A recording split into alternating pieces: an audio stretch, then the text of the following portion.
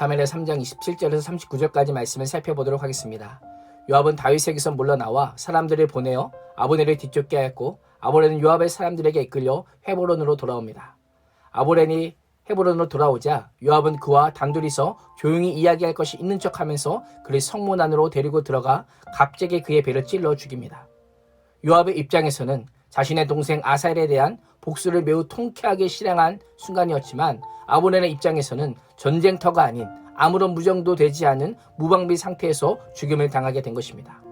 둘 다 한 나라의 군대 장관으로 엄청난 용사이지만 정정당당하게 대결하지 않고 급습하고 체포하여 자신의 안방에서 죽이고 죽임을 당하는 일이 일어난 것입니다. 27절은 이는 자기의 동생 아사엘의 피로 말미암음이라 라고 하면서 전쟁에서 죽은 동생의 원수를 갚는 것 말고는 다른 명분이 없음을 분명히 밝히고 있습니다. 더욱이 죽임을 당한 곳이 어디입니까? 헤브론입니다. 헤브론에는 하나님의 정의와 공의를 상징하는 도피성이 있습니다. 부지 중에 살인한 자가 피살자의 가장 가까운 형제나 친지로부터 피해 보복을 피해 생명을 건지기 위해 도피할 수 있도록 마련된 성읍, 그 도피성에서 살인을 저지름으로 하나님의 정의를 훼손시켰습니다. 또한 다윗 왕에게 묻지 않고 왕의 정의도 훼손시켰습니다. 인간적인 입장에서는 동생의 죽음이 보복살인의 정당한 이유로 보일 수 있겠지만 요압은 세상과 다른 방식으로 살아야 하는 하나님의 백성인 이스라엘의 군대 장관으로서는 합당하지 않은 정당하지 않은 모습을 보여주었던 것입니다. 아브넬의 죽음을 알게 된 다윗은 이 일이 요압 개인적인 차원에서 행해진 일이요 자신과 자신의 나라는 여호와 앞에서 무죄하다라고 말합니다. 여호와 하나님께서 나와 네 나라의 증인이십니다라고 고백하며 무죄를 강조하고 있습니다. 아브넬과 다윗의 협상이 잘 마무리되면서 하나님의 뜻이 성취되는 것처럼 보였지만 사적 복수심에 사로잡힌 요압이 이 모든 것을 허사로 만들었습니다. 오히려 상황은 전보다 악화되었고 이스라엘과 유대의 갈등의 골은 더 깊어지게 되었습니다. 다윗은 요압과 그의 가문에게 가혹한 저주를 내립니다. 요압 가문에 임하게 되는 저주로 인해 그들은 어떤 종교의식에도 참여할 수 없었고 일반 백성들 간에 격리되어 소외된 삶을 살아야 했습니다. 요압이 벌인 살인사건의 가장 큰 피해자가 누구입니까? 아브넬이 아니라 요압 자신입니다. 동생의 죽음 이후 아브넬에 대한 복수심과 분노에 사로잡혀서 살다가 보복 이후에는 저주받은 인생과 가문으로 찍혀 이스라엘의 모든 종교의식과 일상생활에서 소외되고 배제되고 말았습니다. 복수에는 성공했을지 몰라도 그로 인해 모든 것을 잃어버리게 되었던 것입니다. 다윗은 요압과 자기와 함께 있는 모든 백성에게 죽은 자를 위한 애도에 참여할 것을 명령합니다. 진심으로 아브넬을 애도하기 위해 직접 장례를 주관할 뿐만 아니라 애가를 지어 부릅니다. 33절과 34절에 보면 아브넬을 위한 애가는 슬픔을 표현한다기보다는 아브넬의 죽음에 대한 다윗 자신의 입장을 밝히고 있습니다. 전쟁에 있어서 노련한 자요?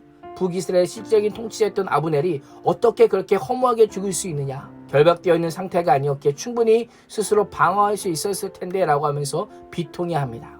아브넬의 장사를 마치고 돌아온 백성이 다윗에게 음식을 권하지만 내가 만일 해지기 전에 떡이나 다른 모든 것을 맛보면 하나님이 내게 벌 위에 벌을 내리심이 마땅하니라 라고 하면서 단호하게 거절합니다. 애곡하며 금식하는 다윗의 모습을 본 백성들은 아브넬의 죽음이 정말 다윗과는 아무런 감각이 없음을 알게 되자 다윗을 진심으로 알고 크게 기뻐합니다. 38절에 보면 다윗은 자신에 대한 의심이 사라지고 오히려 백성들이 자신에게 호감을 느끼게 되는 것을 알게 되자 아브넬을 이스라엘의 지도자요 큰 인물이라고 높이고 있습니다. 39절에서는 다윗은 자신이 기름 부음 받은 왕이지만 수로의 아들들은 자신에게 복종하지 않고 제어하기가 너무 힘들다고 하면서 그들의 패역함을 지적하며 하나님께서 복수해 주시기를 간구합니다. 지금은 요압의 죄로 인해 혼란스럽고 어지럽지만 하나님의 공의가 하나님의 공정한 심판을 통해 회복되기를 간구하고 있는 것입니다. 다윗은 자신이 처한 상황을 분명하게 파악한 후에 자신의 약함을 사람들에게 고백하는 것이 아니라 하나님께 간구하며 진정한 재판장이신 하나님의 손에 이 모든 것을 내어드렸습니다. 이것이 오늘을 살아가는 그리스도인의 자세입니다.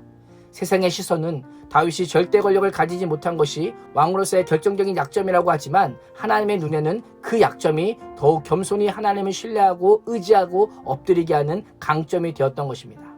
오늘 말씀은 요압의 사적 보복으로 인해 남유다와 북이스라엘 평화가 깨어질 위기를 맞지만 아브넬의 죽음을 진심으로 애도하는 다윗의 진심이 위기를 돌파하게 했을 뿐만 아니라 하나님을 의지하게 하는 강력한 힘이 되었음을 말씀하고 있습니다. 상황과 환경이 어떠할지라도 낙심하지 않고 하나님과 사람 앞에서 진심으로 설 때에 하나님께서는 위기를 기회로 바꾸시는 분이심을 기억하면서 오늘도 하나님을 의지하는 믿음의 사람이 될 수 있기를 주님의 이름으로 축원합니다. 기도하겠습니다. 하나님, 사적 보복심에 사로잡혔던 요압처럼 살지 않게 해주시고, 때로는 오늘 하루 억울하고 오늘 하루 불편하고 힘들어도 오늘도 우리의 인생을 위기에서 기회로 바꿔주시는 그 하나님의 심을 기억하며 하나님의 공의와 하나님의 올바른 판단 앞에 우리의 삶을 내어드릴 수 있도록 주님 인도하여 주시옵소서. 그래서 오늘의 위기가 기회가 되는 놀라운 은혜를 우리가 목도하는 귀한 복이 우리 가운데 임할 수 있도록 인도해 주실 줄 믿사오며 살아계신 예수님의 이름으로 간절히 기도합니다. 아멘.